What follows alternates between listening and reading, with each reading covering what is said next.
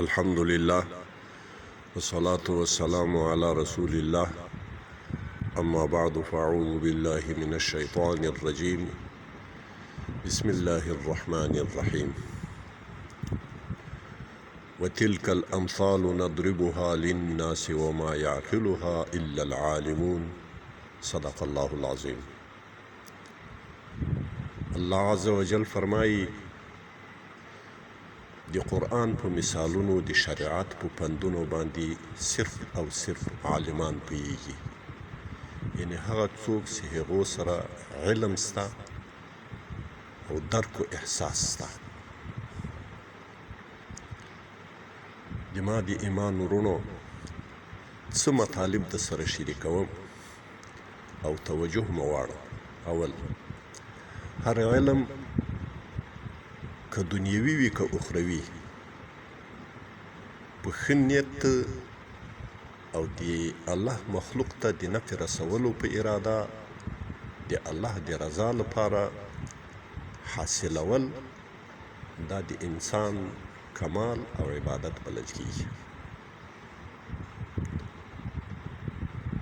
وعلم آدم الاسماء كلها،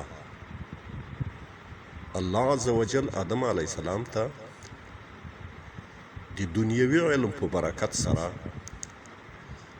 منقبت د خلافت ورنصیب کو او مسجود الملائکه جوړ سو. دوهم، مسلمانان د تربیت موقع حاصلول او ترلاسه کول د ځانونو لپاره لوی سعادت بولي چې هغه د مسلمانانو د نسل او د راتلونکي کل د تربیه کولو موقع ترلاسه کړي.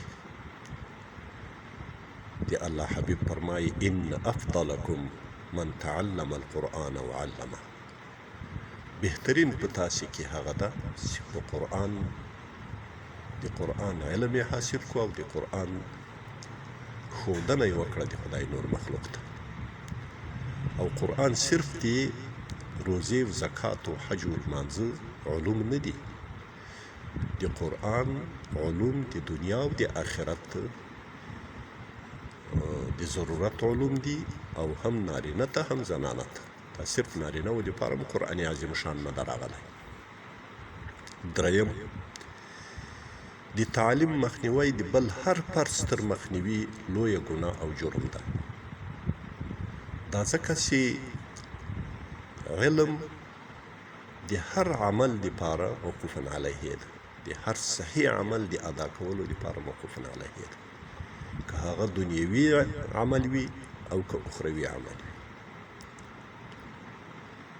نو چې کله دا ګناه او معصیت ده، نو په معصیت کې د هر شرعي امر حکم منل بیا په خپله لوی معصیت ده. حتی د مور و پلار امر منل هم په خلاف د شریعت کې معصیت بلل کېږي، ګناه بلل کېږي. او پنځم، اسلامي حکومت د تعلیمي ادارو د بندولو په ځای تعلیم ته تر بلې هرې ادارې زیاته توجه او وده ورکوي، ځکه هغه پوهیږي چې قوام د اسلامي نظام، ثبات د اسلامي نظام، بقا د اسلامي نظام بل علم څخه نشي راتلی. شپږم، د مسلمانانو ولات غواړي چې راتلونکي زنانه او نارینه نسل دا د دین مدافعان او د دین داعیان جوړ شي. هغه هلته کېدای شي چې هغه په علم باندې مزین وي. په دې تیرو مطالبو کې له صدر د اسلام تر ننه پورې ټول اسلامي امت په دې باندې متفق ده او په دې اجماع ده. صرف یو شمیر محلي او مزاجي اخوندان و ملا امامان دي چې د دین له حقایقو، د دین له مزایاو څخه په حقیقي معنا باندې نه دي خبر، که څه هم غټ غټ القاب یې ځانو ته ورکړي او د هغو په فتواګانو یا د هغو په مزاجونو باندې لګیا ده، هم اسلام بدنامیږي، هم اسلامي نظام بدنامیږي، هم مسلمانان بدنامیږي. چې باید داسې ونسي. ما د ایمان وروڼو د سورة توبه په 1 آیت مبارک کې چې الله کوم تعلیم موږ مؤمنانو امت ته راکوي، نو هغه د موږ دپاره کافي ده. الله فرمایي والمؤمنون والمؤمنات بعضهم اولیاء بعض.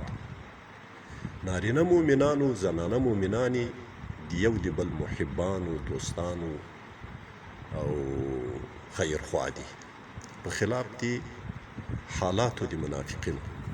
د آیات د منافقینو د حالاتو له بیانولو وروسته د مؤمنانو د حالاتو په بیانولو کې الله پاک را نازل کړی ده. تفسیر سعدي لیکي چې ای ذکورهم و اناسهم بعضهم اولیاء بعض فی المحبه والموالات والانتماء والنصرة.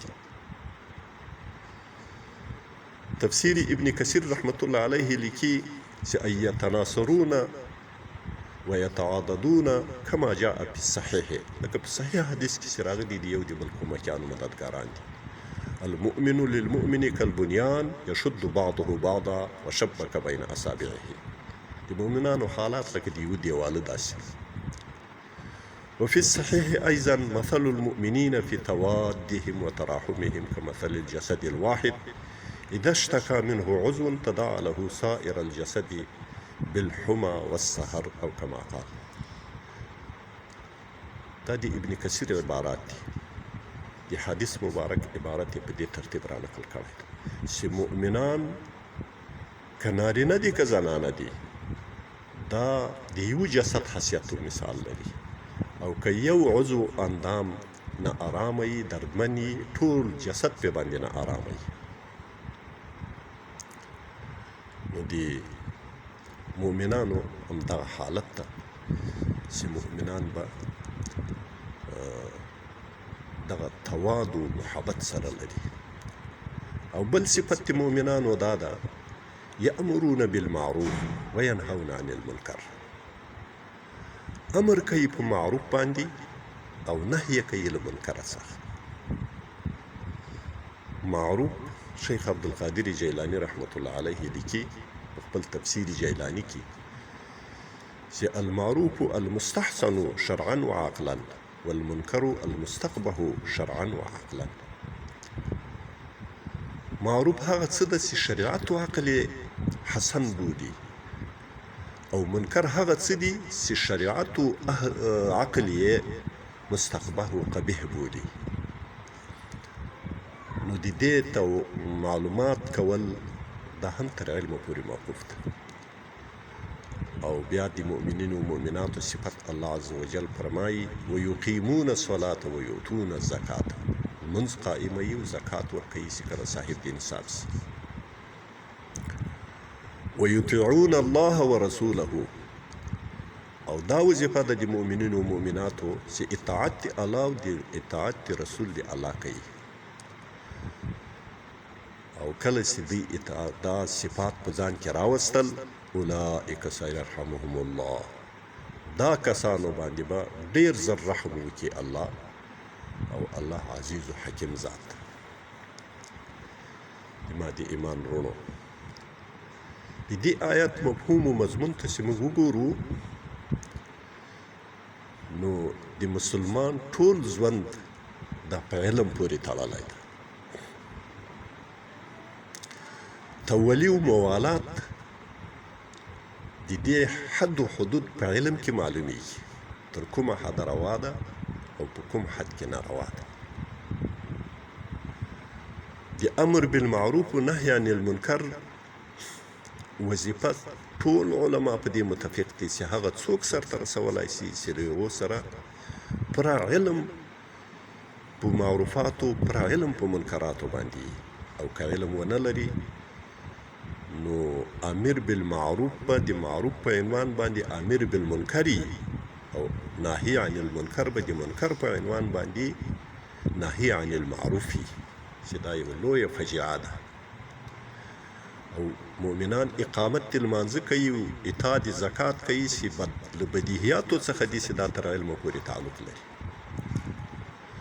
او په اخیر کې چې کوم صفت الله عز وجل فرمایي چې ويدعون الله ورسوله د الله د اوامرو د حکمونو د رسول الله د ارشاداتو اطاعت په علم سره کېدای شي که څوک د رسول الله او د الله له اوامرو له ارشاداتو څخه علم نه لري خبر نه وي اطاعت به یې په څه کې وکړي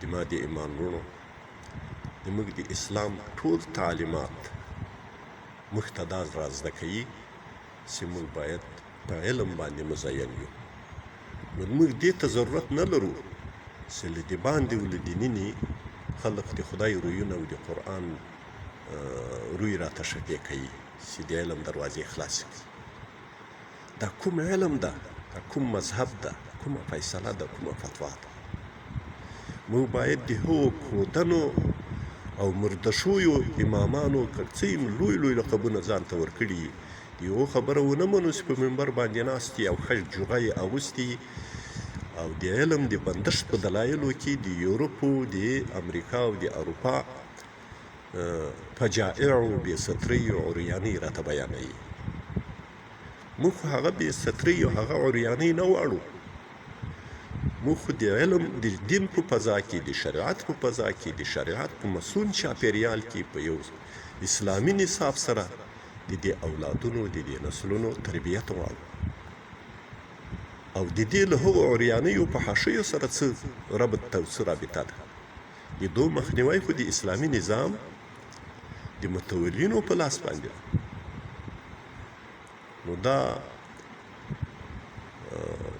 ټکي او رواني بیخي سره لګېږي نه چې موږ د یورپ او عریانیو په حاشیو بیانوو د علم د بندښت په دلایلو کې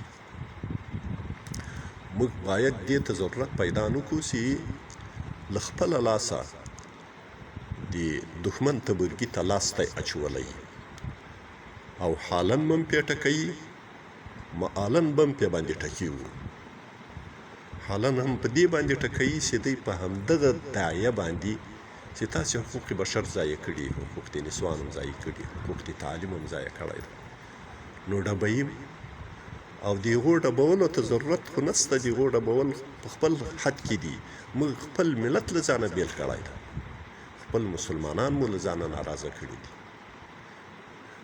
له خپل شریعت سره جفا کړې ده له خپل دین سره جفا کړې ده موږ باید د دښمن تبرګي ته لاستی وانچو او معالا هم چې کله زموږ نسلونه په جهل او په تیارکي کې رالویږي نو موږ به د ژوند په هره شعبه کې همدغه کافر ته بیرته محتاج یو ولې ځانونه کفارو ته محتاج وو الله دې وکړي چې موږ د یو صحیح شرعي مسؤول اسلامي نظام د نړۍ هر غافل په اذان ویښوم زه بلال خوب ولې جهان ویښوم زه بلال خوب ولې جهان ویښوم